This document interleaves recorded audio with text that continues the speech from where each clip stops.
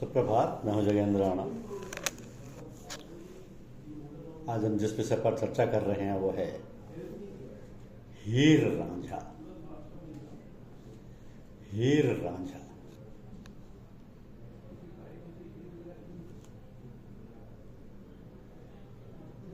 हीर रांझा की प्रेम कहानी अमर है। यह हमें बताती है कि प्रेम आग का दरिया है जिसे डूबकर ही पार करना है। जब भी सच्ची मोहब्बत का जिक्र होता है, हीर रांझा का नाम अनायास ही हमारे जहन में आ जाता है। इश्क में खुद को फना कर देने वाले हीर और रांझा की रूह से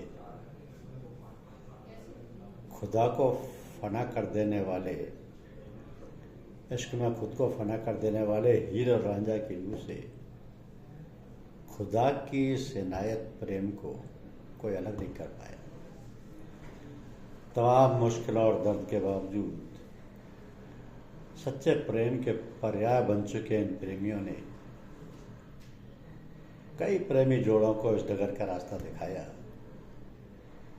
और बताया कि सच्चा प्रेम कोई खेल नहीं बल्कि एक आग का दरिया है जिसमें डूब कर ही जाना है। ये कहानी है जब भारत और पाकिस्तान एक ही देश हुआ करते थे और वही चिनाब नदी के किनारे तख्त हजारा नामक एक गांव हुआ करता था। इस गांव में रांझा जनजाति के जाट परिवार में एक लड़के का जन्म हुआ। प्यार से इस लड़के का नाम रांझा रखा गया। रांझा दरअसल 3 बड़े भाई के बाद जन्मा इस परिवार का सबसे छोटा बेटा था। तो सभी मिलकर खेती का काम किया करते थे और रांझा सबका दुलारा होने के कारण मस्ती में आराम से बांसुरी बजाया करता था। समय बीता, रांझा बड़ा हुआ और उसकी किस्मत ने करवट ली। सभी भाइयों की शादी हुई और घर में गृह कलेश बढ़ता गया। इन सब से उकताकर एक दिन रांझा ने अपने घर छोड़ दिया और यहां वहां भटकने लगा। भटकते हुए वह हीर के गांव झुंग, पंजाब जो पाकिस्तान में है, जा पहुंचा। वहां उसने पहली बार हीर को देखा और पहली नजर में ही दिल दे बैठा। हीर सियाल जनजाति में पैदा हुई एक अमीर परिवार की लड़की थी और उसने भी राजा को देखते ही उसे अपना दिल दे बैठी। हीर को हमेशा ही चिंता रहती थी कि रांझा कहीं चला न जाए, इसलिए हीर ने रांझा को अपने पिता से कहकर चरवाहे का काम दिलवा दिया। हीर और रांझा दोनों छिप छिप कर मिलने लगे। एक दिन हीर के चाचा कैदो ने दोनों को मिलते हुए देख लिया। हीर के चाचा ने सारी बात हीर के माँ मलिकी और पिता चुचुक को बता दी। यह सुनते ही हीर के माता पिता ने सेदा खेड़ा नामक युवक से हीर की मर्जी के खिलाफ उसकी शादी कर दी। इस घटना के बाद रांझा दुखी होकर कनफटे समुदाय के फकीर से गुरु दक्षिणा लेकर फकीर बन गया और गांव-गांव गीत गाता भटकने लगा। एक दिन अचानक वह हीर के ससुराल जा पहुंचा और उसकी मुलाकात हीर से हुई। एक दूसरे की मनोव्यथा सुनकर दोनों ने वहां से भाग जाने की सोची। हीर और रांझा काफी हद तक भागने में कामयाब भी हो गए, लेकिन स्थानीय राजा ने अंततः दोनों को पकड़ लिया। तमाम इम्तिहान लेने के बाद राजा को यह एहसास हुआ कि हीर रांझा एक दूसरे के लिए ही बने। इसके बाद राजा ने दोनों के विवाह का आदेश दे दिया, लेकिन हीर के चाचा को यह बर्दाश्त नहीं और शादी के दिन ही चाचा ने हीर के खाने में जहर मिलाकर उसे मौत के घाट उतार दिया। जब यह बात रांझा को पता चली तो उसने भी उस जहर वाले खाने को खाकर अपनी जान दे दी। आज भी उन दोनों की याद में वहां मजार, हीर रांझा की मजार जंग पाकिस्तान मौजूद है, जहां लाखों लोग अपने मन में सुखी जीवन की कामना लिए जाते हैं।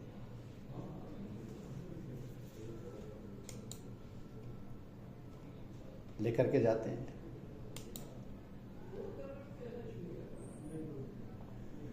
तो प्रेम, मोहब्बत, इश्क, प्यार, लफ्ज शब्द कोई भी हो एहसास है कि बयां करता है। जब भी सच्ची मोहब्बत का जिक्र होता है तो कुछ नाम दिलो दिमाग में आ ही जाते हैं, जो इश्क की इबादत में खुद को फना कर गए, लेकिन इनकी रूह से खुदा की इस इनायत को कोई अलग नहीं कर पाया। अब ये नाम ही सच्चे प्रेम का पर्याय बन चुकी है। इन्हीं में हीर और रांझा की प्रेम कहानी को भी गिना जाता है। पंजाब की सरजमी पर पैदा हुए प्यार के दो पंछी थे, इनमें एक थी हीर और दूसरा रांझा। पंजाब के झंग शहर में जाट परिवार में जन्मी हीर अमीर खानदानी और बेहद खूबसूरत थी। वहीं राजा चनाब नदी के किनारे बसे गांव तख्त हजारा के जाट परिवार में जन्मा। उसका पूरा नाम था धीदो और रांझा जटोक उपजाति थी। 4 भाइयों में सबसे छोटा था वो। तो रांझा के तीनों भाई खेत में मेहनत करते, लेकिन वही सबसे छोटा होने के कारण मजे की जिंदगी जीता।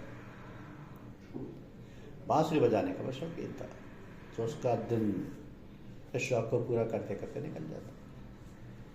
लेकिन उसकी भाभियों को ये नागवार था, इसलिए उन्होंने रांझा को खाना पीना देना ही बंद कर दिया। ये बात रांझा को नागवार हुई और घर छोड़कर निकल पड़ा।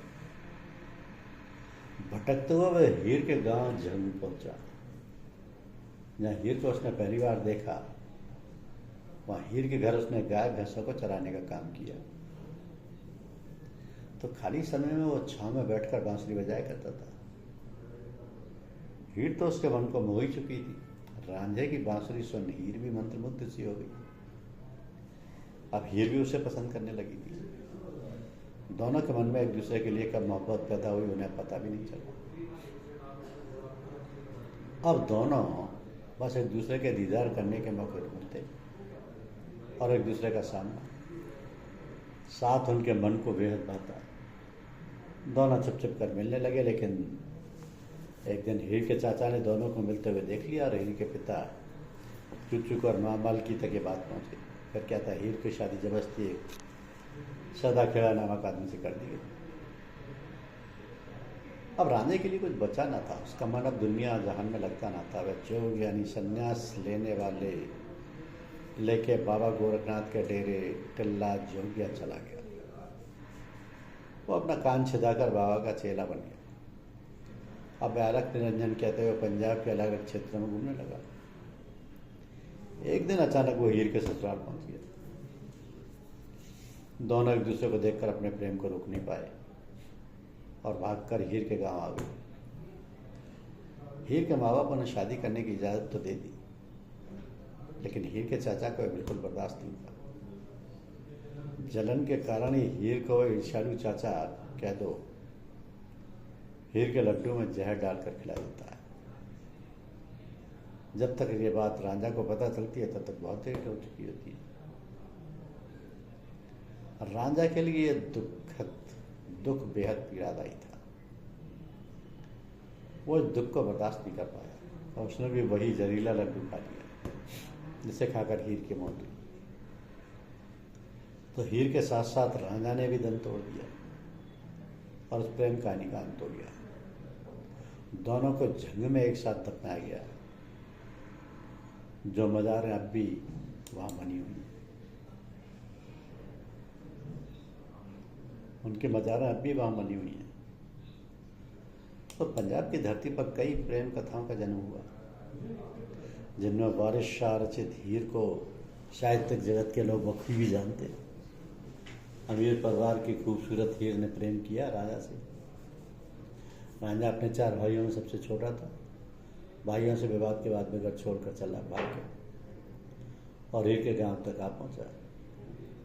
हीर के घर में वह पशुओं की रखवाली करने लगा। दोनों के बीच प्रेम हुआ। कई वर्षों तक दोनों मिलते रहे, लेकिन हीर के ईर्ष्यालु चाचा कैदो और माता पिता के कारण दोनों का विवाह नहीं हो सका। हीर का विवाह अन्यत्र कर दिया गया। रांझा जोगी हो गया और अलख निरंजन कहकर गांव गांव फिरने लगा। जोगी रूप में एक बार फिर वो हीर से मिला। दोनों भाग गए, लेकिन पुलिस ने उन्हें पकड़ लिया।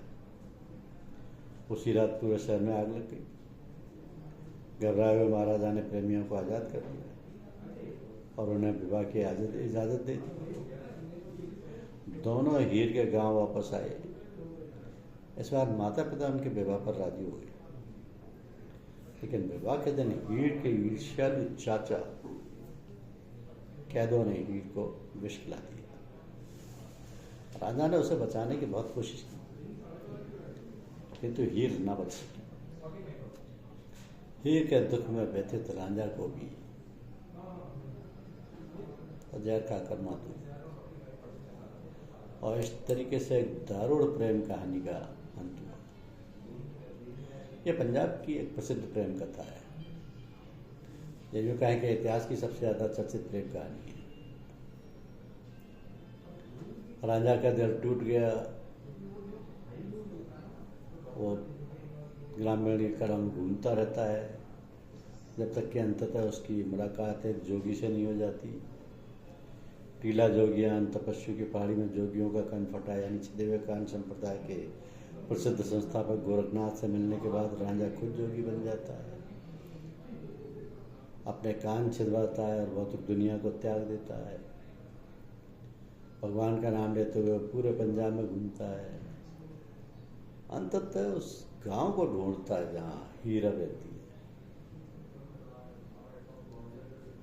और दोनों हीर के गांव लौटते हैं। हीर के माता पिता शादी के लिए सहमत होते हैं, लेकिन शादी के दिन उसके भोजन में जहर मिला दिया जाता है। ये सुनकर राजा उसकी मदद के लिए दौड़ता है हीर की, लेकिन तब तक बहुत देर हो चुकी होती है, क्योंकि वह पहले जहर खा चुकी होती है और मर जाती है। एक बार फिर टूटा हुआ दिल रांझा बचा हुआ जहरीला खाना खाता है और उसके पास ही मर जाता है। तो भले ही हीर रांझा की प्रेम कहानी का दुखद अंत हुआ है, लेकिन इनका प्यार सच्चा था। इसलिए कहते हैं कि हीर रांझा का प्यार विकार के लिए नहीं था।